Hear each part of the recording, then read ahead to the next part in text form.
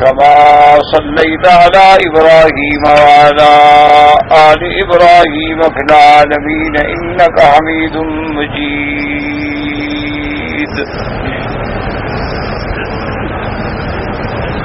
أعوذ بالله من الشيطان الرجيم. بسم الله الرحمن الرحيم. وَإِذَا قُرِئَ الْقُرْآنُ فَاسْتَمِعُوا لَهُ وَأَنصِتُوا لَعَلَّكُمْ تُرْحَمُونَ. سورۃ الاعراف میں ان آیات مبارکہ میں اللہ تبارک و تعالی نے قرآن پاک کے سماع کے آداب کے بارے میں ارشاد فرمایا. اس سے سابقہ آیات مبارکہ میں جیسا کہ الحمدللہ ہم نے پڑھا ہے کہ اللہ تبارک و تعالی نے اخلاق کریمہ عالیہ دائمہ سے سرکار دو عالم صلی اللہ علیہ وسلم کو نوازا اور ارشاد فرمایا کہ میرے محبوب خذ العفو، آپ درگزر فرمائیں. اگر کسی سے غلطی ہو جائے، زیادتی ہو جائے، کوئی ظلم کر بیٹھے، آپ معاف کر دیں. اور دوسرا حکم فرمایا وَأَمُرْ بِالْعُرْفِ. عرف کا معنی ہوتا ہے معروف، کہ آپ ہمیشہ بھلائی کا حکم فرماتے رہیں. اسی لیے عرف معروف، خیر کے کاموں کو معروف کہا جاتا ہے کہ وہ فطرتاً ہر آدمی سمجھتا ہے کہ یہ خیر ہے اور یہ شر ہے. اللہ نے ہر بندے کی فطرت میں، جبلت میں یہ بات رکھ دی ہے. جیسے کہ قرآن پاک نے دوسری جگہ بھی ارشاد فرمایا ہے کہ وَنَفْسٍ وَمَا سَوَّاهَا وَأَلْهَمَهَا فُجُورَهَا وَتَقْوَاهَا، کہ اللہ نے سب کے دلوں میں ایک بات ڈال دی ہے طبعاً فطرتاً جبلتاً. ہر بندہ سمجھتا ہے کہ بھئی نیکی کیا ہے اور برائی کیا ہے. یعنی اگر کوئی آدمی کسی کو بالکل خالی ذہن ہو، اس کو دین کا پتہ بھی نہ ہو، معلومات بھی نہ ہوں، کبھی دین کی باتیں بھی نہ سنی ہوں، وہ بھی جانتا ہے کہ بھئی لڑائی کرنا بری بات، وہ بھی جانتا ہے کہ بھئی چوری کرنا بری بات، کسی کو گالی دینا بری بات، اور کسی سے حسن خلق سے پیش آنا اچھی بات. یعنی یہ فطرتاً طبعاً ہر بندے کی جبلت میں یہ بات داخل ہے. اور پھر معروف کا لفظ جو ہے وہ اتنا جامع اور معنی ہے کہ جتنے اسلام کے اوامر ہیں سب خیر ہی خیر ہیں، بھلائی ہے. اور جتنی چیزوں سے اسلام نے منع فرمایا ہے سب غلط ہیں، شر ہیں، اور لحاظ سے ظاہر و باطن تو اللہ نے حکم فرمایا کہ آپ ہمیشہ بھلائی کا حکم. اور تیسری بات یہ ارشاد فرمائی میرے اللہ پاک نے کہ وَأَعْرِضْ عَنِ الْجَاهِلِينَ. آپ اگر بھلائی کا حکم فرمائیں، امر بالمعروف فرمائیں، نیکی کی بات سمجھائیں، لیکن بعض طبیعتیں ایسی ضدی ہوتی ہیں کہ وہ نیکی کی بات سننے کے لیے تیار ہی، یا وہ اللہ رحمت فرمائے کفر میں، شرک میں، گناہوں میں اتنا ڈوب جاتے ہیں کہ اب ان پر کوئی نصیحت اثر ہی نہیں کرتی. تو اس کے بارے میں بھی اللہ نے سکھلا دیا کہ وَأَعْرِضْ عَنِ الْجَاهِلِينَ. پھر ایسے جو ضدی ہیں، جو مستمر ہیں اپنی جہالت پہ، اپنے کفر پہ، اپنی برائی میں، آپ اعراض سے آپ دور ہو جائیں. اور یہ آیات مبارک میں بظاہر جو خطاب ہے تو وہ سرکار دو جہاں سیدنا محمد الرسول اللہ سے صلی اللہ علیہ وسلم. لیکن یہ قاعدہ ہوتا ہے کہ اللہ خطاب کبھی اپنے پیغمبر کو فرماتے ہیں لیکن حکم ساری امت کے لیے ہوتا ہے کہ بھی آپ بھی ان چیزوں پہ عمل کریں. اور اس کے بعد پھر اللہ تبارک و تعالی نے ایک بیماری اور اس کا علاج بتلا دیا. کہ وَإِمَّا يَنزَغَنَّكَ مِنَ الشَّيْطَانِ نَزْغٌ فَاسْتَعِذْ بِاللَّهِ، کہ جب آدمی کسی جاہل سے واسطہ پڑتا ہے، پالا پڑتا ہے، تو آپ اس کو اچھی باتیں سمجھاتے ہیں اور وہ ضد کر رہا ہے۔ جیسے آپ ایک بے نماز سے کہیں گے بھائی نماز پڑھو، بھائی اللہ کا فرض ہے، بھائی نماز جو ہے وہ اسلام اور کفر کے درمیان میں خط امتیاز ہے، بھائی نماز جو ہے وہ دین کا عمود ہے، ہوگا تو چھوڑو جی کیا نماز، جاؤ یار تم پڑھو، بس چھوڑو ہم نہیں پڑھتے، تو فطرتاً بندے کو غصہ آتا ہے کہ بھائی میں اس کو بھلائی کی بات کہہ رہا ہوں، میں اس کو اچھے کام بتا رہا ہوں، اور وہ بجائے سننے کی الٹا ضد بھی کرتا ہے اور اعتراض بھی کرتا ہے، تو فطری بات ہے بندہ طیش میں آتا ہے۔ اور جب آدمی غصے میں آتا ہے تو غصہ ایسی بلا ہے کہ پھر اپنے آپ کو قابو نہیں رکھ سکتا، اور پھر جب آدمی غصے میں آتا ہے تو یہ موقع ہوتا ہے شیطان کے فائدہ اٹھانے کا کہ ابھی یہ غصے میں ہے تو اس کو تھوڑا اور غصہ دے دو، اس کو تھوڑا اور غصہ دلا دو تاکہ یہ دین سے ہی نکل جائے۔ تو اللہ نے اس بیماری کا علاج بھی بتلا دیا کہ کبھی اگر آپ کو شیطان اس قسم کے نظرات سے، وسواس سے، غصے میں ڈال کے گمراہ کرنا چاہے تو علاج یہ ہے کہ اللہ کی پناہ پکڑو، فوراً اپنے آپ کو اللہ کی پناہ میں لے آؤ اور فوراً زبان پہ جاری ہو جائے اعوذ باللہ من الشیطان الرجیم۔ کیوں؟ شیطان کے حملے سے پھر آدمی اس وقت تک نہیں بچ سکتا جب تک کہ اللہ کی پناہ میں نہ آئے۔ تو جب آپ اعوذ باللہ من الشیطان الرجیم پڑھیں گے تو انشاءاللہ اللہ اپنی حفاظت میں لے لیں گے اور شیطان کا زور جو ہے وہ ٹوٹ جائے گا۔ تو اللہ نے یہ علاج بھی بتلا دیا، اور ان آیات مبارکہ کے بعد اللہ تبارک و تعالی نے پھر اپنے صالح بندوں کی، چونکہ نیکی کا حکم تھا، برائی سے روکنا تھا، تو اگلی آیات میں اللہ نے بتلا دیا کہ جو میرے بندے ہیں، میرے نیک بندے ہیں، صالح بندے ہیں، مجھ سے ڈرنے والے ہیں، ان الذین اتقوا، جو اللہ سے ڈرتے ہیں، اذا مسهم طائف من الشیطان تذکروا، کہ اگر میرے ان پاک بندوں کو بھی، آخر بندے ہیں، انسان ہیں، شیطان تو ان پر بھی حملہ آور ہوتا ہے، بلکہ شیطان تو جتنا آدمی نیک ہو اس کا زیادہ دشمن ہے۔ اسی لیے آپ دیکھتے ہیں کہ کافر لوگ جو ہیں وہ تجارت میں، معاملات میں بڑے سچے ہوتے ہیں،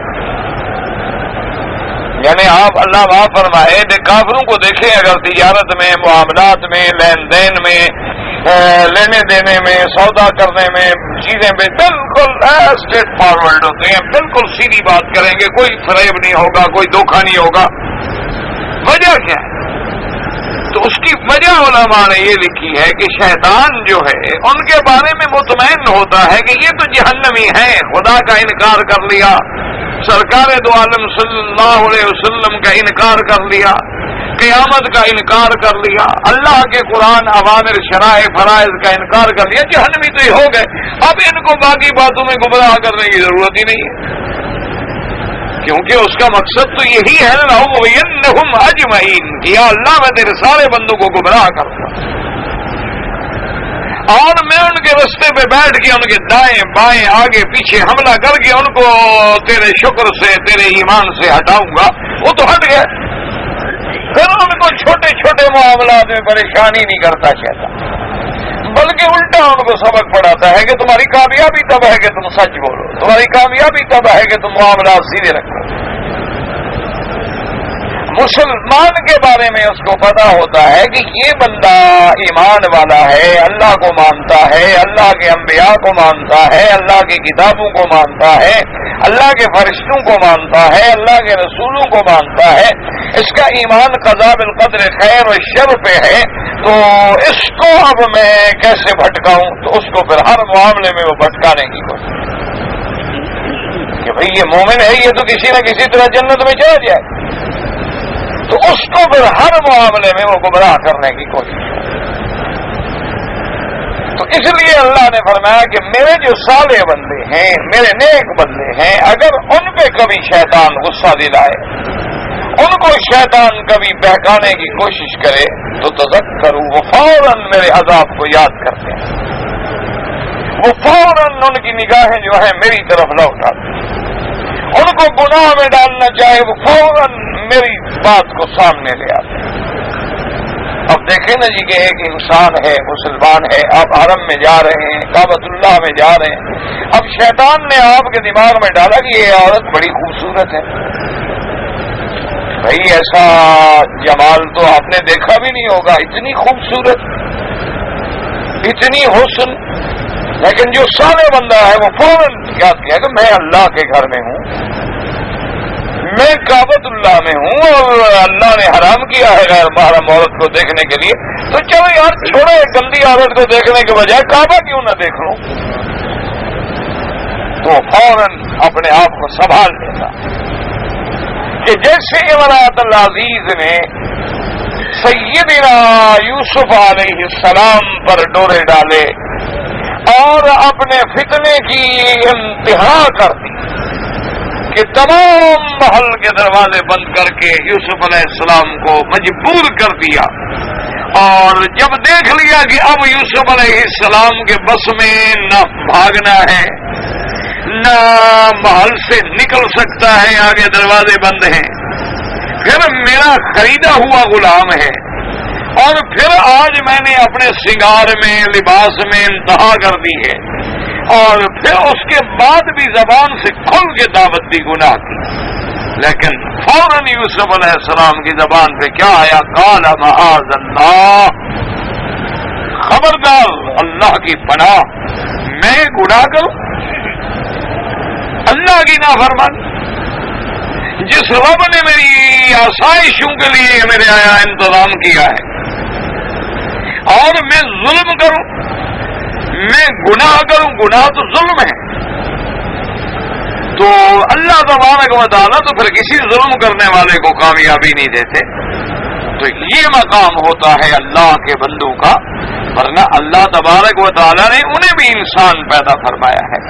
ان کے اندر بھی اللہ نے ہر قسم کی قوتیں رکھی ہیں، ان کے اندر بھی خواہشات جنم لیتے ہیں، لیکن ان کا کنٹرول ہوتا ہے نفس پہ،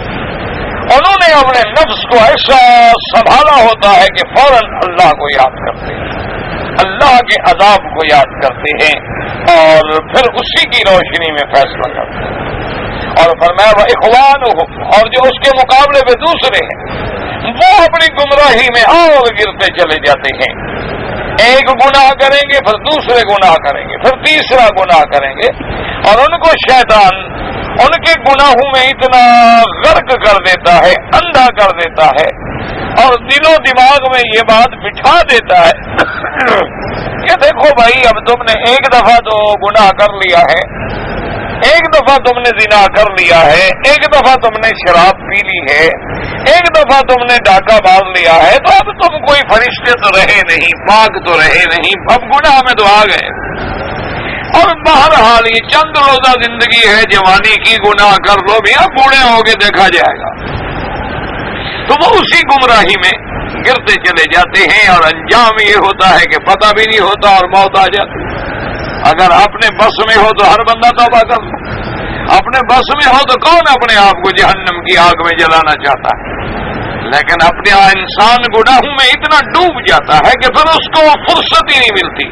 کتنے لوگ ہیں جو شراب کے نشے کی حالت میں ہی مر گئے،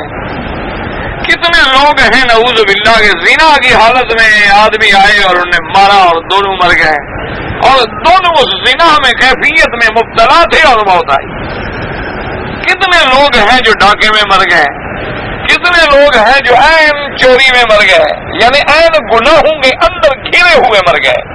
توبہ کی فرصت تو تب ملتی، وہ تو گناہ کو چھوڑ کے ہل بھی نہیں سکے، انہیں تو فرصت ہی نہیں ملی گناہ سے اٹھنے کی۔ اس لیے اللہ نے فرمایا کہ یہ دونوں کا فرق ہے کہ میرے بندے ہر وقت مجھے سامنے رکھتے ہیں، اگر کوئی بات آتی ہے تو مجھے یاد کرتے ہیں، میرے عذاب کو یاد کرتے ہیں، میرے عقاب کو یاد کرتے ہیں، اور گمراہ جو ہے بس وہ اپنی گمراہی میں ایسے ہوتا ہے سرکشی میں کہ اندھا ہو جاتا ہے، اور اسی میں اوندے منہ جو ہے وہ گرا چلا جاتا ہے۔ ان چیزوں کے بیان کے بعد پھر یہ آیت آئی تھی وَإِذَا لَمْ تَأْتِهِمْ بِآيَةٍ، اللہ تبارک و تعالیٰ نے اس کی ایک عظیم مثال بیان فرمائی. اللہ نے فرمایا کہ دیکھ لو مکے کے کافروں کو، کون سا ایسا معجزہ عظیمہ ہے جو ہم نے اپنے پاک پیغمبر کو صلی اللہ علیہ وسلم کو نہیں دیا. ہم نے اپنے پیغمبر سیدنا محمد الرسول اللہ صلی اللہ علیہ وسلم کو ہر نبی سے زیادہ معجزے دیے، ہر نبی سے عظیم شان معجزات دیے. اور پھر دیکھو کہ میرے مدنی پاک کے معجزات مکے والوں نے اپنے آنکھوں سے دیکھے ہیں. پھر میرے پاک نبی کی صداقت کا اقرار کرتے ہیں کہ محمد مصطفیٰ نے 40 سال میں کبھی جھوٹ بھی نہیں بولا، آپ کی زبان مبارک میں کبھی غلط بات ہی نہیں آئی. تو جو انسان، جو ذات پاک، جو شخصیت عظیمہ 40 سال تک کبھی اپنی زبان پہ جھوٹ نہ لائے، وہ 40 سال کے بعد اس کو کیا ہو گیا ہے کہ وہ جھوٹ بولے؟ لیکن ان تمام چیزوں کے دیکھنے کے بعد، ان تمام حالات کو جاننے کے بعد، ان بدبختوں کا یہ عالم ہے کہ میرے نبی آپ کے پاس آ کے کہتے ہیں کہ جو نشانیاں اور معجزے ہم مانگتے ہیں وہ آپ اللہ سے لے کے کیوں نہیں آتے؟ تو یعنی آپ اندازہ کریں جیسے گمراہ اپنی گمراہی میں گرتا چلا جاتا ہے. اب دیکھو معجزات دیکھ لیے، حضور پاک کی صداقت کو دیکھ لیا، آسمانوں پہ چاند کو 2 ٹکڑے ہوتے ہوئے دیکھ لیا، اور یہ سارے معجزات کے بعد بھی اسلام نہ لے آئے، کلمہ نہ پڑھا، بلکہ الٹا مطالبہ کرتے ہیں کہ جی نہیں یہ بات تو ٹھیک ہے لیکن وہ معجزہ دکھائیں جو ہم مانگتے ہیں، وہ معجزات دکھائیں جن کا ہم مطالبہ کرتے ہیں. تو اللہ تبارک و تعالی نے ارشاد فرمایا کہ میرے محبوب صلی اللہ علیہ وسلم آپ ان کو ایک ہی جواب عطا فرمائیں کہ قل انما اتبع ما یوحی الی ربی من ربی، میں تو اپنے اللہ کے احکام کا پابند ہوں، معجزے میرے ہاتھ میں تھوڑے ہیں کہ میں جب چاہوں لے آؤں. مجھے تو جو اللہ تبارک و تعالی حکم عطا فرماتے ہیں میں اس حکم کو پورا کرتا ہوں. مجھے اللہ تبارک و تعالی جو نعمت عطا فرماتے ہیں میں اس نعمت کو پورا کرتا ہوں. میں اللہ تبارک و تعالی کے وحی کا پابند ہوں. اور دوسری بات یہ ہے کہ اگر کافروں کے کہنے پر اللہ معجزات پیغمبروں کو دینا شروع فرمائے تو دنیا میں تو کافر لاکھوں کی تعداد میں، پھر طائف والے کافر اور معجزہ مانگیں گے، مکے والے کافر اور معجزہ مانگیں گے، جدے والے کافر اور معجزہ مانگیں گے. تو پھر اس کا مطلب تو یہ ہوا کہ اللہ کے فیصلے ان کے تابع ہو جائیں کہ جو یہ مانگتے جائیں ان کو دکھاتے جائیں. اور اس کے بعد ایک بات یہ بھی یاد رکھ لیں کہ یہ میرے اللہ کی سنت ہے کہ اگر کوئی قوم خود معجزہ مانگے اور وہ معجزہ اللہ تبارک و تعالی اپنے پیغمبر کو عطا فرما دے لیکن اس کے باوجود قوم ایمان نہ لے آئے تو پھر اللہ کا عذاب پکڑ لیتا ہے، پھر اللہ تبارک و تعالی اس قوم کو معافی نہیں دیتا. اسی لیے بعض روایات میں یہ بھی آیا ہے کہ اللہ نے فرمایا جبریل علیہ السلام سے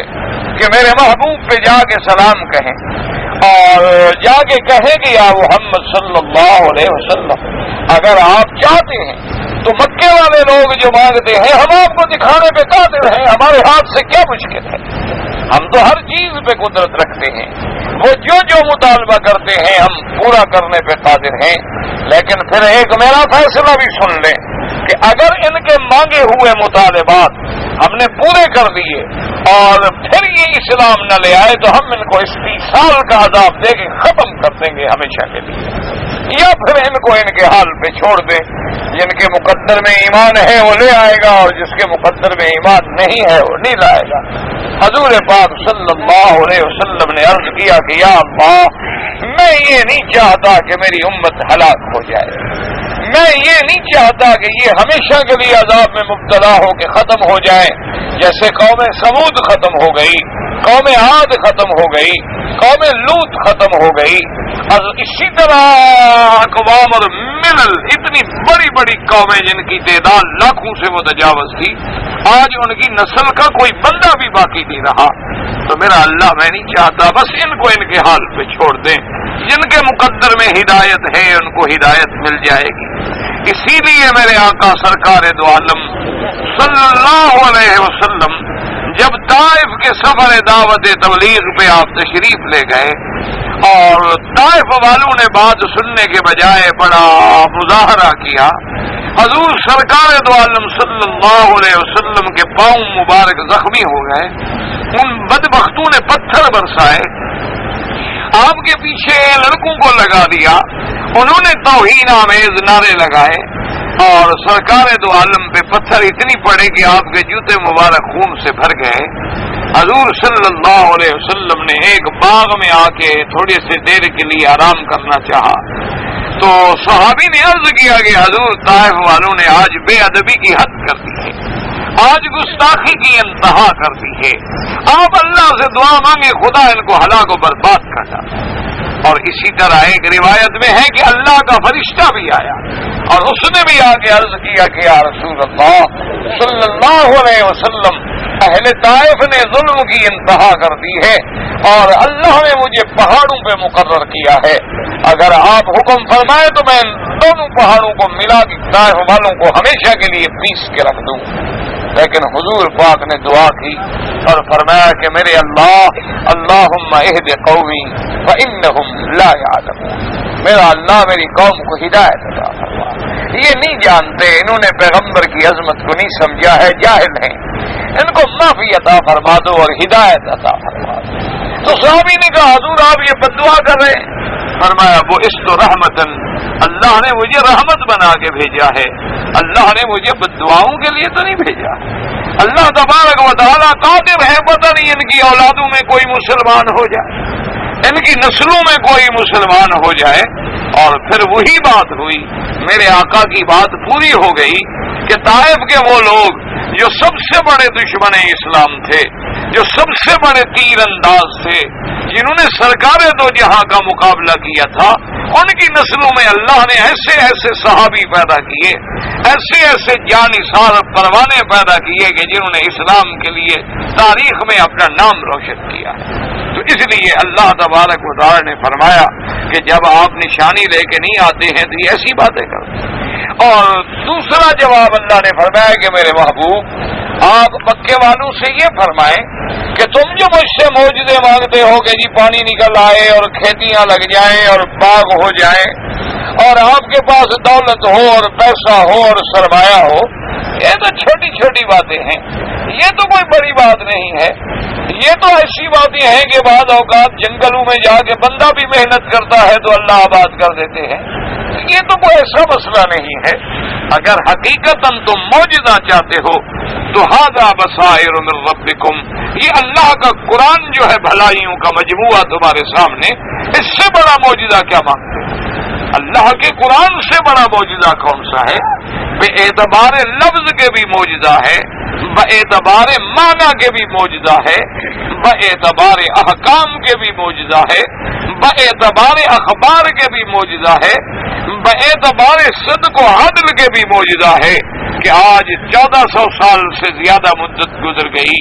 لیکن آج بھی دنیا میں کوئی بندہ ایسا پیدا نہیں ہوا جو اللہ کے قرآن کے اعجاز کو چیلنج کر سکے۔ آج بھی دنیا میں آپ دیکھ لیں کہ یہودیت اپنے عروج پہ ہے اور انشاءاللہ اب ان کا عروج جو ہے علامت ہے ان کی ذلت کی، کیونکہ ہر چیز کی ایک حد ہوتی ہے، ہر ظلم کی بھی ایک حد ہوتی ہے، ہر فصل کے پکنے کی بھی ایک حد ہوتی ہے اور اس کے بعد پھر اس فصل کو کٹنا ہوتا ہے۔ اب ان کے ظلم و طغیان کی بھی حد ہو گئی ہے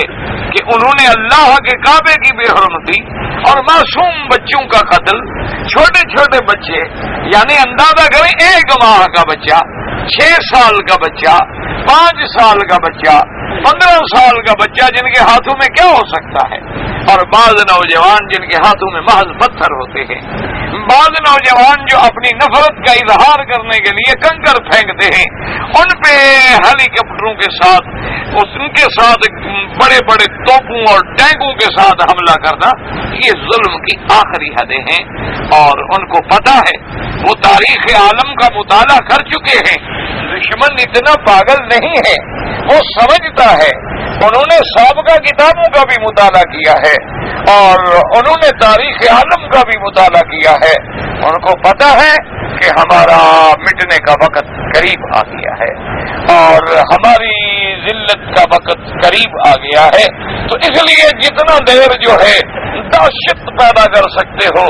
اور جتنا دیر جو ہے اس قسم کے روب کے ساتھ زندگی غنڈائزم کے ساتھ گزار سکتے ہو گزار لو، ورنہ مرنے کا وقت تو آ گیا ہے، یہ ان کو بھی پتا ہے۔ اور انشاءاللہ ثم انشاءاللہ وہ وقت دور نہیں ہے کہ جب اللہ تبارک و تعالی اسلام کے ان دشمنوں کو، دین کے ان دشمنوں کو، اللہ اور اللہ کے رسول کی اس مبغوض قوم کو، اور یہ وہ قوم ہے جن کی نسلوں کو اللہ نے خنزیر و بندر بنا دیا تھا، یہ وہ قوم ہے جن کے لیے اللہ نے قرآن میں انبیاء کی زبان پہ لعنت لکھی ہے، اور یہ وہ قوم ہے جن کے لیے ذلت و مسکرہ اللہ نے لکھا ہے۔ ان کو اگر چند دن کے لیے، کچھ مدتوں کے لیے، اصل میں ہم سمجھتے ہیں کہ 40 سال یا 50 سال ہمارے لیے یہ مدتیں بڑی ہوتی ہیں، لیکن اللہ کے فیصلے جو ہیں وہ عجب ہوتے ہیں۔ وہاں تو ایک دن جو ہے وہ 1000 سال کے برابر ہوگا، اللہ تبارک و تعالیٰ کے ہاں تو ایک دن 1000 سال کے برابر ہوتا ہے، اور ہمیں ہمارے گناہوں کی سزا ملتی ہے۔ لیکن انشاءاللہ ثم انشاءاللہ ہمیں قرآن پہ یقین ہے، ہمیں فرمان محمد عربی صلی اللہ علیہ وسلم پہ یقین ہے کہ آخر غلبہ جو ہے اور کامیابی جو ہے اللہ نے وہ اسلام کو دے دی ہے اور مسلمانوں کو ملتی ہے۔ تو اللہ نے فرمایا مکے والوں تمہارا ہو،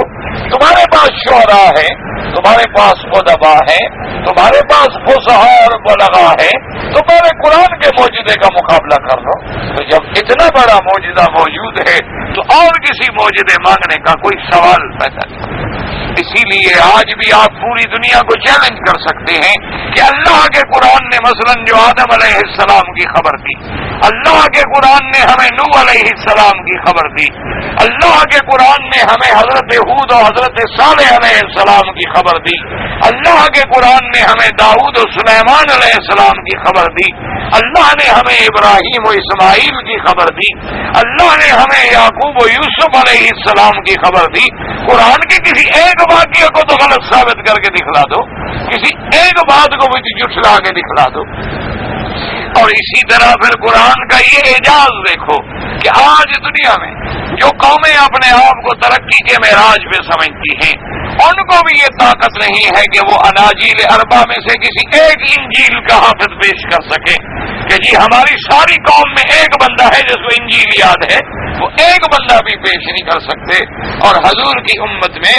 یعنی اگر کہیں 1000 کا مجمع ہو تو اللہ کی رحمت سے 200 حافظ تو اس میں بھی نکل آتا ہے۔ یعنی اللہ تبارک و تعالیٰ کی شان ہے۔ یعنی آپ دیکھیں کہ کسی جگہ تقریر ہو، کسی جگہ جلسہ ہو، کسی جگہ قرآن کا درس ہو رہا ہو، حدیث کا درس ہو رہا ہو، یا کسی مسجد میں جمعہ ہو رہا ہو، تو صرف اگر ان مسجد والوں میں بھی ڈھونڈیں تو انشاءاللہ 50 حافظ کھڑے ہو جائیں گے، کہیں 10 حافظ کھڑے ہو جائیں گے۔ تو اس سے بڑا قرآن کا اعجاز کیا ہو سکتا ہے کہ 30 سپارے کی کتاب ہو،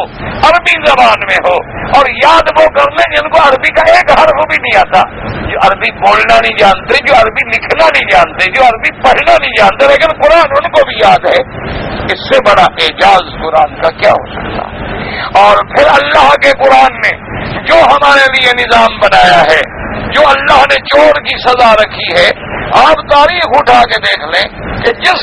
ملک میں اس سزا کو نافذ کیا گیا ہے وہاں کے اعداد و شمار بھی دیکھ لیں اور دوسرے ملکوں کے اعداد و شمار کو بھی دیکھ لیں، آپ کو پتہ لگ جائے گا کہ دونوں میں کتنی امن و امان کی نسبت ہے۔ اللہ تبارک و تعالیٰ نے جو قرآن مقدس میں نکاح و طلاق کے فیصلے لکھے ہیں، آج دنیا کے ترقی یافتہ ملک جو ہیں جنہوں نے 1000 دفعہ قانون بنائے، کبھی طلاق کا حق عورت کو دے دیا، کبھی مرد کو دے دیا، کبھی کسی کو طلاق کا حق نہیں دیا، لیکن آخر ان کے سارے قانون فیل ہو گئے، معاشرہ ختم ہو گیا دنیا سے۔ اس لیے اگر آپ یورپ میں جائیں،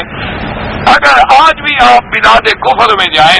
آپ ان کے قریب ہو کے ڈھونڈیں تو آج بھی ان لوگوں کو یہ پتہ نہیں ہوتا کہ ہمارا صحیح معنی میں باپ کون ہے۔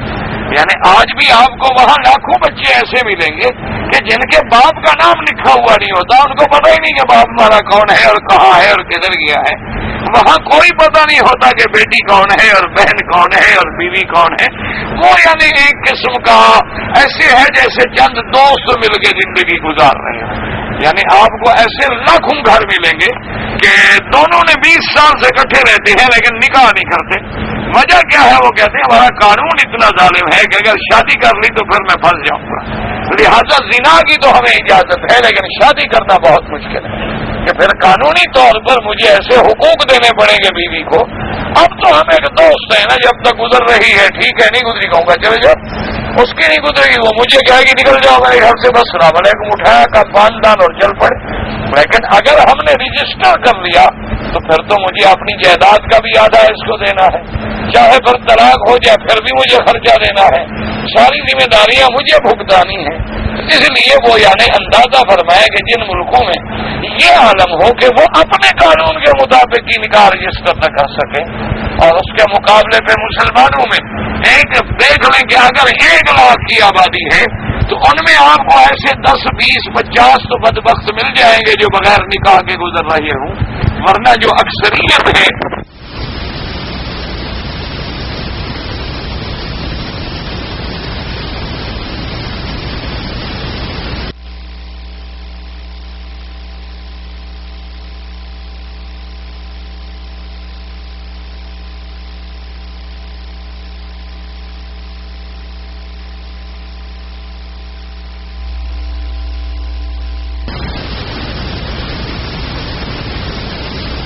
آج ہماری قومیں محفوظ ہیں، ہمارے قبائل محفوظ ہیں، ہمارا نسب محفوظ ہے، ہماری شناخت محفوظ ہے. آپ جائیں آپ کو پتہ لگ جائے گا کہ یہ کون ہے جی، یہ بلوچ ہے، یہ فلان ہے، یہ فلان ہے، یہ فلان ہے. یہ نسب کی حفاظت کیسے ہوئی؟ اس اسلام کے قانون سے ہوئی کہ ہر بندے کو پتہ ہے کہ یہ فلاں کا بیٹا ہے، ہر بندے کو پتہ ہے کہ یہ فلاں کی بیٹی ہے، یہ فلاں کا باپ ہے، اور اس کے مرنے کے بعد یہ اس کا وارث ہے. تو اللہ کے قانون جو اللہ کے قرآن میں ہیں، دنیا کی کوئی طاقت آج تک ان کو غلط ثابت نہیں کر سکتی. اسی لیے آپ دیکھ لیں قرآن کا ایک آیت پر ذرا غور کر لیں. اللہ تبارک و تعالی نے فرمایا کہ مردار جانور جو ہے وہ حرام ہے، یعنی جو جانور خود مر جائے جس کو ذبح نہ کیا جائے وہ حرام ہے، میتا. تو یہ کافر کہتے تھے دیکھو جی مسلمان عجیب لوگ ہیں، جس کو یہ اپنے ہاتھوں سے مارتے ہیں وہ تو حلال ہو جاتا ہے، اور جس جانور کو ان کا خدا مار دیتا ہے کہتے ہیں وہ حرام ہے. تو اس لیے وہ لوگوں کو گمراہ کرتے تھے. لیکن اسلام کے اس فلسفے کو نہ سمجھ سکے کہ اللہ کی حکمتیں ہیں کہ جب ہم جانور کو ذبح کرتے ہیں تو اس کا مادہ فاسد جو ہے وہ باہر نکل جاتا ہے، اس کا خون دم مصفوح جو ہے وہ نکل جاتا ہے، اور باقی گوشت جو ہے وہ نقصان نہیں دیتا ہے. آج جدید سائنس نے بھی اس بات کو مان لیا ہے کہ جو لوگ مردہ جانور کھاتے ہیں اس میں یہ بیماریاں پیدا ہوتی ہیں، اور جو لوگ ذبح شدہ جانور کھاتے ہیں اس کے اندر یہ فوائد ہیں. یعنی آپ کو پتہ ہے الحمدللہ اللہ کے دین کے لیے ہمیں ہر سال میں مختلف ملکوں میں سفر کرنے پڑتے ہیں. تو ایک دفعہ ایک کافروں کے ملک میں ایک مسلمانوں کا ہوٹل تھا، تو اس میں وہ ہم رات کو 2 بجے واپس آ رہے تھے تو کھانا نہیں کھایا تھا. تو دوستوں نے کہا کہ اب 2 بج گئے ہیں رات کے، تو بہتر یہ ہے کہ راستے میں ایک ہوٹل ہے اور مسلمانوں کا ہوٹل ہے اور وہاں بیٹھ کے ہم کھانا کھا لیں گے. تو میں نے کہا کوئی ایسی بات نہیں. بہرحال ہم وہاں جب چلے گئے، اب 2 بجے ہیں رات کے، تو اس وقت وہ یعنی ابھی تیاری کر رہے تھے ہوٹل کو بند کرنے کی، لیکن پھر بھی ان کی ٹیبل پہ ایک دو آدمی بیٹھے ہوئے تھے. تو بہرحال اللہ ان کو جزائے خیر دے، ان بیچاروں نے پہچان لیا. جب ہم اترے تو انہوں نے کہا کہ آپ فلاں ہیں، میں نے کہا ہاں مہربانی آپ کی. تو انہوں نے کہا جی بیٹھے، ابھی ہم ذرا جلدی ہمارے ان کھانوں میں بہت مرچ ہے تو آپ ذرا کھا نہیں سکیں گے، آپ کے لیے ابھی ہم جلدی تھے. بارہ انہوں نے میں اچھا کھانا کھلایا. تو میں نے ان سے پوچھا کہ بھائی یہ تمہارے پاس یہ جو بیٹھے ہوئے تھے گورے شورے اور یہ کافر قسم کے لوگ، یہ بھی آتے ہیں مسلمان ہوٹل پہ کھانے؟ انہوں نے کہا حضرت یہ تو اب سب سے زیادہ ہمارے ہوٹلوں پہ آتے ہیں کھانا کھانے. وہ کہتے ہیں جو تمہارے کھانے میں مزہ ہے وہ ہمیں اپنے ہوٹلوں میں نہیں ملتا. جو اللہ نے اس حلال میں لذت رکھی ہے وہ ان کو اپنے حرام میں نہیں ملتی. کسی کو حلال ملے نا پھر تو اس نے حرام میں رہنا ہے نا، کہاں نکلے وہ. لیکن جب اس کو 2-4 دن آپ حلال پہ لے آئیں اس کے بعد اس کو کہیں کہ فیصلہ کرو کہ کس میں لذت ہے، تو اس کو بھی اعتراف کرنا پڑتا ہے کہ حلال کے اندر لذت ہے۔ اسی طرح دیکھیں کہ اللہ نے فرمایا خنزیر حرام ہے۔ اب دیکھو ورنہ خنزیر کو بھی اللہ نے پیدا کیا ہے اور بکرے کو بھی اللہ نے پیدا کیا، تو آخر اللہ فرماتے ہیں کہ بکرا تو حلال ہے لیکن خنزیر حرام ہے۔ بھئی اس کی کیا وجہ ہے؟ تو آج دشمن بھی، آج وہ کافر بھی، وہ خنزیر کھانے والی قوم بھی، جن کے نزدیک یعنی بڑی قیمتی اور بڑی بہترین ڈش جو ہے وہ خنزیر کا گوشت سمجھا جاتا تھا، آج وہ بھی ماننے پہ آ گئے ہیں کہ اس کے کھانے سے فلاں فلاں بیماریاں پیدا ہوتی ہیں، اس کے کھانے سے فلاں فلاں نقصان ہوتے ہیں۔ وہ یہ تو نہیں کہتے کہ حرام ہے، لیکن یہ ماننے پہ مجبور ہو گئے۔ یہ اعتراف ان کو بھی کرنا پڑا ہے کہ کینسر پیدا ہو سکتا ہے، گردے خراب ہو سکتے ہیں، فلاں فلاں چیزیں میں خرابی پیدا ہو سکتی ہے۔ تو اللہ نے جو فیصلہ فرمایا تھا کفر کے باوجود ان کو بھی اعتراف کرنا پڑا۔ اور اسی طرح دیکھیں اللہ نے فرمایا کہ شراب حرام ہے۔ اللہ نے قرآن میں فرما دیا کہ بھی شراب جو ہے وہ حرام ہے، اور نشہ آور چیز جو ہے وہ حرام ہے، اس کی تھوڑی مقدار بھی حرام ہے اور اس کا ڈرم بھی حرام ہے، ایک قطرہ بھی حرام ہے اور ایک گیلن بھی حرام ہے۔ تو وہ لوگ جن کو پیدا ہونے کے بعد جو ہے گھٹی جو لگاتے ہیں نا، آپ تو زمزم ڈال دیتے ہیں، یا آپ تو کھجور لگاتے ہیں نا، وہ برانڈی سے گھٹی ڈالتے ہیں۔ جن لوگوں کے کیک جو ہے نا، یہ پیسٹری اور کیک جو ہے یہ بھی باقاعدہ شراب میں بجے رہتے ہیں، شراب ان میں ڈالی جاتی ہے تاکہ اچھی طرح اس میں رچ جائے، اچھی طرح جذب ہو جائے، اور پھر وہ نیو ایئر بناتے ہیں تو اس کو استعمال کرتے ہیں۔ سال کے بعد پورا سال اس کو شراب پلاتے رہتے ہیں، پورا سال یعنی اس کے اندر اس کو جذب کرتے رہتے ہیں، اور پھر انہوں نے اس کے بڑے بڑے عجیب نام رکھ دیے اور بڑے بڑے فوائد۔ آج وہی قومیں اعتراف پہ مجبور ہو گئی کہ شراب بری چیز ہے، آج وہی کہتے ہیں کہ بھئی اس کو بند کرو، اس کے اشتہار لگا کے لوگوں کے جذبات کو مت ابھارو، لوگوں کی توجہ مت مبذول کرو، یہ کیا کر رہے ہو؟ اور اب تو وہ ہر اشتہار کے ساتھ یہ بھی لکھتے ہیں کہ یہ مضر وصیت ہے۔ تو یعنی اب ان کو بھی اعتراف کرنا پڑا کہ قرآن کا فیصلہ جو ہے وہ حق ہے۔ اسی طرح آپ دیکھ لیں کہ ایک چھوٹی سی بات ہے کہ میرے آقا نے سرکار دو عالم نے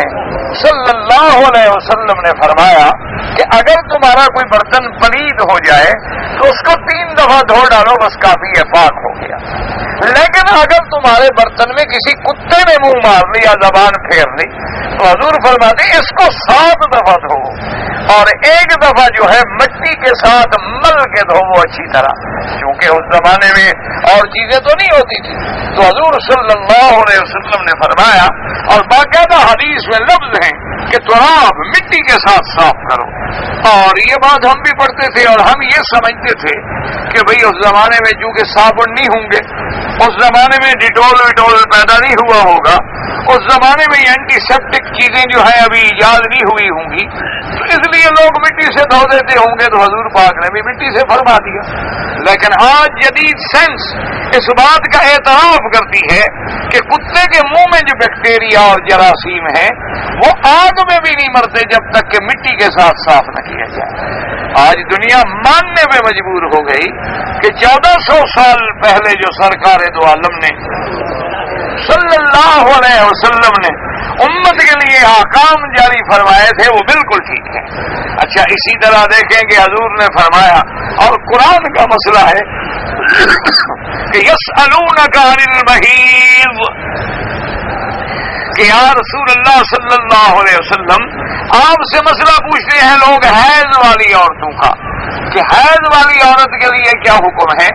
تو اللہ تبارک و تعالیٰ نے دیکھے کیسا عادلانہ نظام بنایا۔ وہ ہندو والا قانون نہیں ہے کہ حیض والی عورت کو گھر سے نکال کے الگ کمرے میں بند کر دو، وہ ہندو والا نظام نہیں ہے کہ عورت پلید ہو گئی ہے جی اس کو اس کے برتن بھی الگ، کپڑے بھی الگ، رہائش بھی الگ، اور اگر کوئی بیمار ہو تو حیض والی عورت کو لے کے مت آنا، بیماری بڑھ جاتی ہے،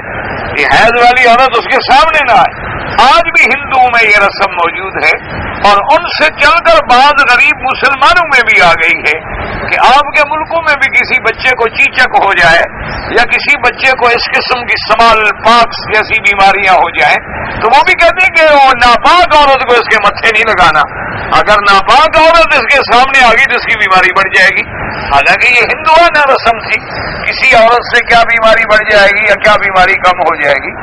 تو اللہ کے دین نے کتنا اعتبار فرمایا کہ بھی تمہاری بیوی ہے وہ حیض میں ہے، کوئی بات نہیں، عورت ہے، اور یہ اللہ نے اس کے لیے ایک نظام بنایا ہے، اور ہر آدم کی بیٹی کے لیے اللہ نے یہ لکھا ہے، اس لیے وہ تمہارے ساتھ بیٹھے، تمہارا کھانا پکائے، تمہارے کپڑے دھوئے، تمہارے ساتھ کٹھے بیٹھ کے کھانا کھائے. میاں بیوی ایک بستر پہ ایک بیڈ پہ کٹھے لیٹ جائیں، ایک لحاف کے نیچے لیٹ جائیں، کوئی بات نہیں، کیا ہے، وہ اپنے بدن کو باندھ لے، صاف کر لے تاکہ کوئی نقصان یا کپڑا خراب نہ ہو. صرف یہ ہے کہ میاں اور بیوی آپس میں مل نہیں سکتے، مباشرت نہیں کر سکتے، کیونکہ کل ہوا اذن فاعتزلوا النساء فی المحیض. اسلام نے کہا وہ خون ہے، وہ پلیتی ہے، وہ ناپاک چیز ہے، وہ تکلیف دینے والی چیز ہے، حیض کے ایام میں دور رہو اپنی بیوی سے، جماع نہیں کر سکتے. اور اس کے بعد اسلام کیا حکم دیتا ہے کہ جب عورت کے ایام حیض گزر جائے تو وہ باقاعدہ اپنی صفائی کرے، اپنی صفائی کا احترام کرے. بلکہ بعض روایات میں یہ بھی موجود ہے کہ عورت جو ہے اپنے بدن کے اندر کپاس کے ذریعے خوشبو رکھے تاکہ اندر جو نجاست غلیظہ ہے وہ نچڑ جائے اور اس کے بدن کے اندر کوئی بدبو نہ پیدا ہو جائے جس سے خاوند کو نفرت ہو جائے، کیونکہ آخر ایک خون ہے اور ایک گندی چیز ہے، اور گندی چیز اگر کہیں سے بہتی رہے تو کچھ نہ کچھ اثر تو ہونا ہے اس کا. اسلام حکم دیتا ہے پھر وہ غسل کرے، غسل کرنے کے بعد پاک ہوگی، اب وہ نماز بھی پڑھ سکتی ہے، روزہ بھی رکھ سکتی ہے، اور خاوند کے لیے بھی حلال ہے. اچھا، یہ یورپ کے لوگ جو تھے یا کافر لوگ، ان کے نزدیک حیض ویض کوئی مسئلہ ہی نہیں، ان کے نزدیک کیا ہے، ٹھیک ہے جی حیض ہے تو کیا ہو گیا، فرینچ لیدر استعمال کر لو، مقصد تو اپنی شہوت رانی دور کرنی اور ہم محفوظ بھی رہیں گے. لیکن انجام کیا ہوا، چلو فرینچ لیدر استعمال کر لو یا کچھ کر لو، لیکن ایام حیض میں عورت کے جو ٹیشو کھلے ہوئے ہیں نقصان تو ہونا ہے. اس کی وجہ سے انجام کیا ہوا کہ ایڈ پیدا ہوئے. اس کا نتیجہ کیا نکلا کہ آج ایڈز کی بیماریاں، کینسر کی بیماریاں پیدا ہوئی. اب ان کو بھی اعتراف کرنا پڑا ہے کہ جناب اسلام جو کہتا ہے وہ ٹھیک ہے، عورت کو ایسے حال میں برا نہیں کرنا چاہیے، اور عورت کو اپنا بس ایک بندے سے گزارا کرنا چاہیے، بس اپنے خاوند کے علاوہ، یا اس کا جو فرینڈ ہے، ہم تو خاوند کہیں گے، وہ تو فرینڈ ہی کہتے ہیں نا، ان کا گزارا تو فرینڈ پہ ہے، تو بس وہ اپنے فرینڈ سے آگے نہ بڑھے ورنہ جو بیماریاں ہیں بڑھ سکتی ہیں. تو آج اسلام کو نہ مانے لیکن کسی شکل میں ان کو اسلام کا اعتراف اور سچائی کا اعتراف کرنا پڑتا. آپ نے دیکھا ہے کہ ساری زندگی ہمیں انہوں نے کتنا ڈبے کے دودھ پلائے ہیں کہ ہماری پوری نسلوں کی نسلیں ڈبے کے دودھ پہ جوان ہوئی ہیں. اسی لیے اکبر الہ آبادی بیچارہ کہتا تھا نا کہ اولاد سے کیسے بو آئے ماں باپ کے اتوار کی، دودھ ہے ڈبے کا اور تعلیم ہے سرکار کی، تو پھر وہ ماں باپ کا فرما بردار کیسے پیدا ہو سکتا ہے، کیونکہ ماں کا تو اس نے دودھ ہی نہیں پیا. اچھا، باپ کا تو اس نے کبھی بیٹھ کے سایہ بھی نہیں دیکھا، پالا اس کو آیا نے ہے، جوان وہ دودھ کے ڈبے پہ ہوا ہے، اور بڑے ہو کے اس نے کھانا ہضم کیا ہے بیوریج سے، BBC سے، کوکا کولا سے، اور اپنے باقی جو حل ہے جو انجوائے کیا ہے اس نے چاکلیٹ اور کاکاؤ اور ان بلاؤں سے. تو اب اس سے آپ کیا توقع کرتے ہیں کہ وہ تہجد پڑھے گا، اس سے آپ کیا امید لگا سکتے ہیں کہ وہ جو ہے راستے پہ آئے گا، اللہ ہدایت عطا فرما دے. تو اب جناب اتنا عرصہ پوری قوم کو ڈبے کے دودھ پر لگا کے اپنی ملٹی نیشنل کمپنیوں کو $1 کا فائدہ پہنچا کے اب اس بات پہ آ گئے کہ نہیں عورت اپنا دودھ پلائے بچے کو. یہ دودھ ڈبے والا چاہے اس میں ہم کتنا وٹامنس ڈال دیں، کتنا ہم اس کو پیوریفائی کر دیں، کتنا ہم اس میں اس کی ضروریات کے مطابق منرل ڈال دیں، لیکن یہ ماں کے دودھ کا بدل نہیں ہو سکتا. تو آج اسی بات پہ آ گئے ہو جو قرآن کہتا ہے والوالدات یرضعن اولادہن، کہ مائیں اپنے بچوں کو دودھ پلائیں اور 2 سال کی مدت تک دودھ پلائیں. تو اس لیے اسلام کی سچائی، اس سے بڑا معجزہ دنیا میں کیا ہو سکتا ہے. تو اللہ نے فرمایا کہ میرے نبی آپ ان کو بتائیں، ھذا بصائر من ربکم، یہ تمہارے سامنے کھلی ہوئی نشانیاں ہیں، یہ تمہارے سامنے کھلی ہوئی بھلائی کی باتیں ہیں، اس سے بڑا معجزہ کیا مانگتے ہو. تو اب چونکہ قرآن کا ذکر آ گیا تھا تو آج جو ہم نے آیت آج کے درس میں پڑھی ہے اس میں اللہ نے ہمیں قرآن کے بارے میں کچھ آداب بتلائے اور میں وَإِذَا قُرِئَ الْقُرْآنُ فَاسْتَمِعُوا لَهُ وَأَنصِتُوا لَعَلَّكُمْ تُرْحَمُونَ۔ اللہ نے فرمایا کہ میرے محبوب صلی اللہ علیہ وسلم آپ اعلان فرما دیں اذا قرئ القرآن، جب قرآن پڑھا جائے تو کیا کرو؟ فاستمعوا له وانصتوا لعلكم ترحمون۔ قرآن کو پوری طرح سنو اور چپ کر جاؤ، اور جب تم قرآن سنو گے ادب کے ساتھ اور اس کے سامنے خاموش ہو کے بیٹھ جاؤ گے تو اللہ پاک تم پہ رحم فرمائے گا۔ تو اب ہمیں قرآن پاک کے سننے کے لیے آداب ہیں، تو اسی لیے یاد رکھیں کہ قرآن کی تلاوت کے بھی آداب ہیں، قرآن کے پڑھنے کے بھی آداب ہیں اور سننے کے بھی آداب ہیں۔ سب سے پہلی بات تو یاد یہ رکھیں کہ اللہ نے فیصلہ فرما دیا ہے کہ قرآن ایک عظیم کتاب ہے، قرآن ایک عظیم حرمت والی کتاب ہے اور یہ اللہ کا کلام ہے۔ لا یمسہ الا المطہرون، کوئی ناپاک قرآن کو نہ چھوئے، یعنی اگر عورت ناپاک ہے یا مرد ناپاک ہے، حالت جنابت میں ہے، حالت حیض و نفاس میں ہے یا وہ بے وضو ہے تو قرآن کو نہ چھوئے، کیونکہ قرآن پاک مولا کا پاک کلام ہے، اس لیے اس کے چھونے کے لیے بھی آداب ہے۔ اور اسی لیے علماء نے فرمایا ہے کہ قرآن پاک کو اپنے سے اونچی چیز میں رکھو تاکہ قرآن پاک کی عزت و عظمت میں اضافہ ہو، جیسے کہ صحیح حدیث مبارک میں ہے کہ سرکار دو عالم صلی اللہ علیہ وسلم کے سامنے جب تورات لائی گئی، یہودی تورات لے کے آئے، حالانکہ وہ تورات محرف تھی، مبدل تھی، بدل گئی، وہ اللہ کی کتاب بھی نہیں تھی لیکن نام تو تورات تھا، اس میں اللہ کی کتاب کے، اللہ کے کلام کی بھی تو کچھ حصہ باقی تھا۔ تو حضور پاک نے فرمایا کہ اونچی جگہ پہ رکھو، اور ایک روایت میں ہے کہ آپ جس گدے پہ بیٹھے ہوئے تھے آپ اتر گئے اور گدا سامنے رکھ کے کتاب کو اونچی جگہ پہ رکھا۔ تو اس لیے حکم ہے کہ قرآن کو ادب کے ساتھ رکھیں اور قرآن کو ادب کے ساتھ کھولیں، اور اسی طرح یہ بھی حکم ہے کہ جب آپ قرآن پڑھیں تو کامل توجہ قرآن کی طرف ہو، اس کو غفلت کے ساتھ نہ پڑھیں، ان قلب لاہن نہ پڑھیں۔ اسی لیے آتا ہے کہ حضرت اکرمہ رضی اللہ تعالی عنہ جب قرآن پاک کی تلاوت فرماتے تھے تو ان کی زبان پہ فوراً یہ بات آتی تھی، ھذا کلام ربی، ھذا کلام ربی، یہ میرے رب کا کلام ہے۔ اس کا معنی میں اللہ کے ساتھ باتیں کر رہا ہوں، کیونکہ جب میں اللہ کا قرآن پڑھ رہا ہوں تو اللہ کے ساتھ کلام کر رہا ہوں۔ اسی پر وہ بے ہوش ہو جاتے تھے۔ اس لیے قرآن پاک کے آداب ہیں، اور دوسرے آداب میں یہ ہے کہ جب قرآن پڑھا جائے، یعنی کوئی اور قرآن پڑھ رہا ہے تو ہمیں کیا حکم ہے کہ ہم سنیں اور پوری توجہ کے ساتھ سنیں اور بالکل ادب کے ساتھ سنیں اور خاموش رہیں۔ اب اس لیے سمجھیں کہ اس آیت مبارک کے بارے میں صحابہ کرام رضوان اللہ علیہم اجمعین فرماتے ہیں، کیونکہ قرآن میں لفظ ہے اذا قرئ القرآن، جب قرآن پڑھا جائے، یعنی قرآن یعنی مطلق ہے، کب پڑھا جائے، گھر میں پڑھا جائے، مسجد میں پڑھا جائے، نماز میں پڑھا جائے، خارج نماز، مطلق لفظ ہے، الگ اطلاق ہے۔ تو بعض علماء تو فرماتے ہیں، بلکہ جمہور کی رائے یہی ہے کہ ہر حال میں جہاں قرآن پڑھا جائے تو آدمی کو لازم ہے کہ توجہ کے ساتھ سنے۔ اور بعض علماء فرماتے ہیں کہ یہ آیت مبارک جو ہے یہ نماز کے ساتھ خاص ہے، کہ جب اللہ کی نماز پڑھی جائے اور جب امام قرآن پڑھ رہا ہو تو تم خاموشی کے ساتھ قرآن کو سنو۔ یہی وجہ ہے کہ امام ابو حنیفہ رحمۃ اللہ علیہ نے قرآن کی اس آیت سے اور حدیث رسول اللہ سے صلی اللہ علیہ وسلم سے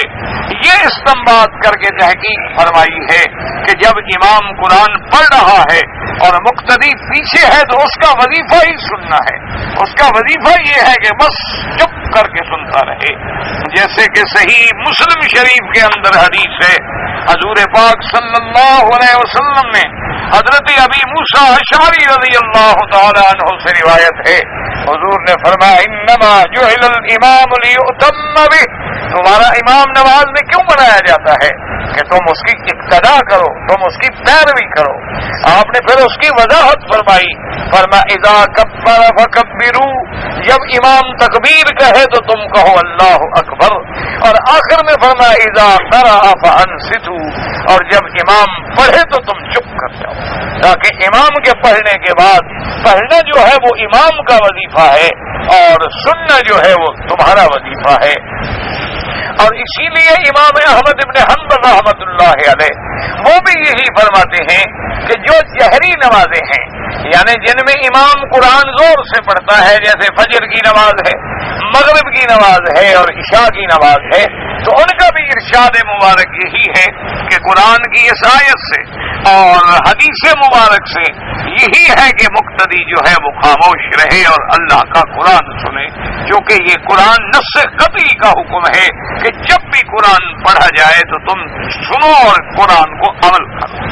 تو بہرحال اسی پر بعض ائمہ کرام نے یہ کہا کہ اگر کسی نے فاتحہ پڑھنی بھی ہے تو جب امام چپ کر جائے، یعنی جب امام سکتہ کرے، امام کے پڑھنے میں تو وہ بھی اجازت نہیں دیتے ہیں، صرف امام شافعی رحمۃ اللہ علیہ جو ہیں وہ ہر نماز میں مقتدی کے لیے فاتحہ پڑھنا ضروری سمجھتے ہیں۔ تو بہرحال بعض ائمہ نے فرمایا کہ یہ آیت مبارک جو ہے وہ نماز کے لیے نازل ہوئی ہے کہ جب نماز میں قرآن کی تلاوت کی جائے سنو اور چپ کر جاؤ۔ اچھا، اس میں دو لفظ ہیں، سنو بھی اور خاموش بھی رہو۔ وجہ کیا ہے کہ صرف سنے گا اور ادب کے ساتھ خاموش نہیں ہوگا تو سمجھے گا کیا؟ تو مطلق سننا نہیں بلکہ غور کرو، تدبر کرو۔ اسی لیے بعض علماء نے فرمایا کہ نماز پڑھنے والے کو یہ چاہیے کہ امام جو تلاوت کر رہے ہیں وہ غور کرے کہ کیا آیت پڑھی ہے، پہلی رکعت میں کیا پڑھا ہے، دوسری رکعت میں کیا پڑھا ہے، اور اللہ کا قرآن کیا کہتا ہے۔ اور اگر اس کو ترجمہ نہیں آتا تو کم از کم غور تو کرے، اس کو ترجمہ نہیں آتا تو اپنی توجہات کو مبذول تو ادھر رکھے۔ یہ تو نہیں کہ اس کو یہ بھی پتہ نہ ہو کہ آج مغرب کی نماز میں امام نے کیا پڑھا ہے، اس کو یہ بھی پتہ نہ ہو کہ پہلی رکعت میں کیا پڑھا ہے، ایک اتاری ہے نماز ہے اتر رہی ہے۔ اسی لیے ہماری نمازوں میں وہ حلاوت و ذوق پیدا نہیں ہوتا کہ ہم ایک رسم پوری کرتے ہیں لیکن قلب و قالب کو اللہ کی طرف متوجہ نہیں کرتے۔ ورنہ اگر آپ پورے ذوق سے نماز پڑھیں تو آپ دیکھیں گے کہ چند دنوں کے اندر نماز اپنا اثر لائے گی، نماز کے اثرات تمہارے بدن پہ مرتب ہوں گے، تمہاری سیرت و صورت پہ مرتب ہوں گے۔ اور بعض امام فرماتے ہیں اور بعض ائمہ کرام کا یہ قول مبارک ہے کہ یہ آیت مبارک جو ہے خطبے کے لیے ہے، یعنی کیا مانا کہ جب امام خطبہ دے رہا ہے جمعہ کا، اور یاد رکھو جو جمعہ کے خطبے کا حکم ہے وہی عیدین کے خطبے کا حکم ہے، یعنی خطبہ جمعہ کا ہو یا عید کا ہو، خطبہ جمعہ کا ہو یا نکاح کا ہو، تو فرماتے ہیں کہ اس وقت بھی حکم یہ ہے کہ فاستمعوا وانصتوا، کہ تم غور سے سنو اور چپ رہو۔ اسی لیے ایک روایت مبارک میں ہے اذا خرج الامام فلا صلاة ولا کلام، کہ جب امام آ جائے ممبر پہ اب کوئی بات نہ کرو اور کوئی نماز نہ پڑھو اور کوئی عبادت نہ کرو۔ اسی لیے یاد رکھ لیں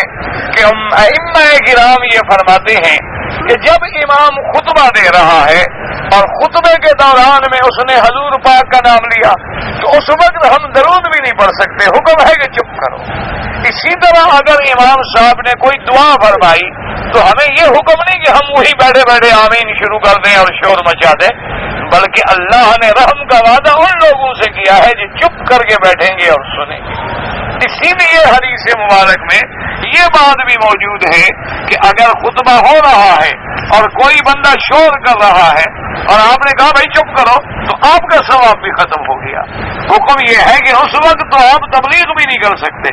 اس وقت تو آپ امر بالمعروف بھی نہیں کر سکتے، اگر بہت زیادہ مجبوری ہو تو ہاتھ سے اشارہ کر دو لیکن زبان سے نہ بولو، کیونکہ خطبے کے سننے کے یہ آداب کرام۔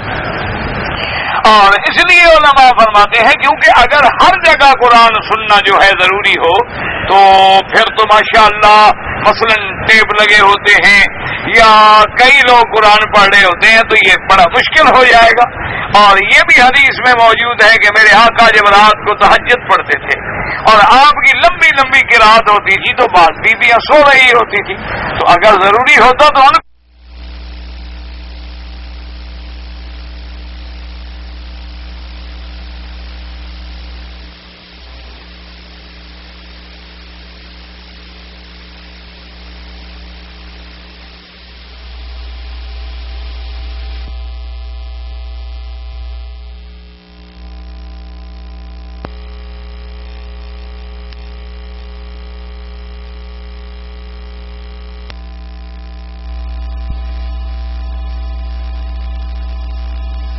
کے سنوایا جاتا۔ اس کا مطلب یہ ہے کہ ہر جگہ اس کا یہ حکم نہیں ہوتا، اسی لیے حکم ہے کہ کوئی کھانے کا مقام ہے یا کوئی محفل میں دوست بیٹھے ہوئے ہیں یا کسی کا آپ کے ساتھ کوئی بندہ سو رہا ہے تو آپ اتنا زور سے قرآن نہ پڑھیں گے اس کی نیند میں خلل آئے۔ آپ ایسے مقام پہ قرآن نہ پڑھیں کہ لوگ بے توجہی کریں اور نہ سنیں تو تم پڑھنے والے بھی گناہ گار ہو گے۔ قرآن پڑھنے کے لیے بھی خاص چیزوں کا خیال رکھنا پڑتا ہے، تو اسی لیے بعض علماء فرماتے ہیں کہ افضل تو یہ ہے کہ جہاں بھی قرآن سنو غور کرو اور چپ کر جاؤ، لیکن زیادہ تر احکام جو ہے وہ نماز اور خطبے کے لیے ہیں کہ فَإِذَا قُرِئَ الْقُرْآنُ فَاسْتَمِعُوا لَهُ وَأَنصِتُوا لَعَلَّكُمْ تُرْحَمُونَ۔ اور اسی لیے یہ بھی اندازہ فرما لیں کہ علماء فرماتے ہیں کہ قرآن کا پڑھنا جو ہے یہ تو سنت ہے کہ جب اللہ موقع دے تو حضور تلاوت فرماتے ہیں، آپ بھی تلاوت کریں، لیکن قرآن کا سننا جو ہے وہ تو واجب ہے کہ اللہ نے حکم دے دیا ہے کہ اگر قرآن پڑھا جا رہا ہے تو پھر غور کرو، پوری توجہ کے ساتھ قرآن کو سنو تاکہ تم ان لوگوں میں نہ آ جاؤ کہ جیسے کافر کہتے تھے وقال الذین کفروا لا تسمعوا لهذا القرآن والغوا فیہ، کافر کہتے تھے کہ لوگوں شور مچاؤ تاکہ قرآن نہ سنو نہ کسی کو سننے دو۔ تو ہمارے لیے آداب قرآن میں یہ ضروری ہے، اور صرف سننے کا معنی یہ نہیں ہوتا کہ صرف سنتا رہے، بلکہ آپ جانتے ہیں کہ آپ اپنے بیٹا آپ کا مثلاً کوئی غلط کام کرے، کوئی دوست آپ کو نصیحت کرتا ہے، آپ کو کہتا ہے کہ بھی آپ کا بیٹا غلط کام کرے، آپ اس کو کیوں نہیں روکتے، آپ اس کو منع کیوں نہیں کرتے، آپ اس کو کیوں نہیں کہتے؟ تو آپ کہتے ہیں کہ بھائی وہ میری نہیں سنتا۔ تو مانا نہ سننے کا معنی یہ نہیں ہوتا کہ بہرا ہو گیا ہے اس کے کان بند ہو گئے، مانا یہ ہوتا ہے کہ سنتا تو ہے جب عمل نہیں کرتا تو گویا نہیں سنتا۔ تو قرآن سننے کا معنی یہ نہیں ہے کہ صرف لفظ تو سنتے رہو لیکن عمل نہ کرو، اس کی باتیں تو سنتے رہو لیکن اس کو صرف چومنے کی حد تک رکھ لو یا تعویذ لکھنے کی حد تک رکھ لو یا کوئی مر جائے تو ہیرا اسکات کے لیے رکھ لو۔ اللہ نے قرآن زندوں کے لیے اتارا ہے، مردوں کے لیے تو نہیں اتارا ہے۔ اللہ نے قرآن عمل کرنے کے لیے اتارا ہے،